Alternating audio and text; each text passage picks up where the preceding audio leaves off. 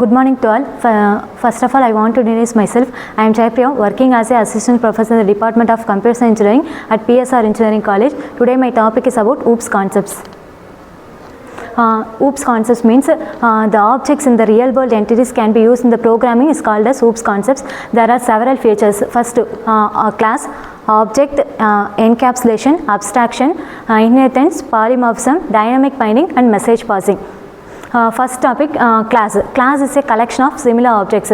These are the logical entities. For example, fruit is the common name. This is called as class. The variety of fruits like apple, banana, etc. These are variety of fruits. These are called as objects. When we are defining the class, using the keyword class, syntax for the class name is the user defined name. Next, access specifiers are private, public and protected. Private means class, within the class only can access.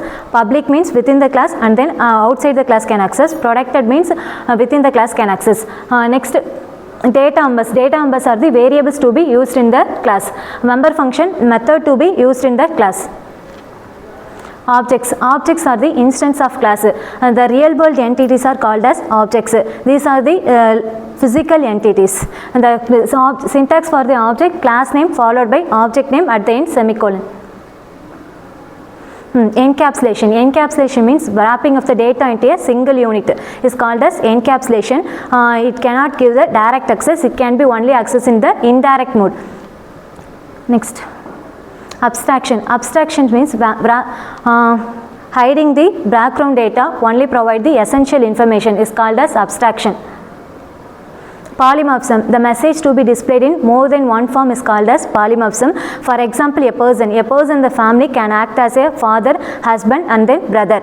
These are called as polymorphism. The polymorphism can be divided into 5 types.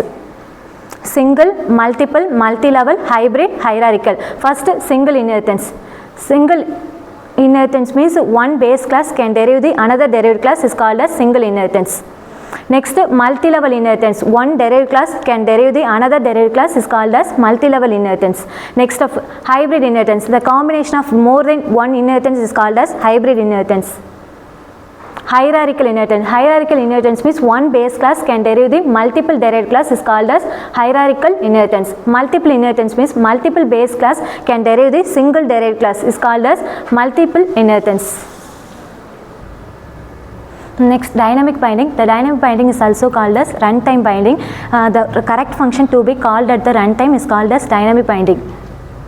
The difference between static binding and dynamic binding. Static binding can be called as early binding. Dynamic binding can be called as late binding. It is the compile time binding. It is runtime binding. It can be only used for normal function. These can be used for virtual function. Real objects never be used in the static binding. Real objects can be used in the dynamic binding.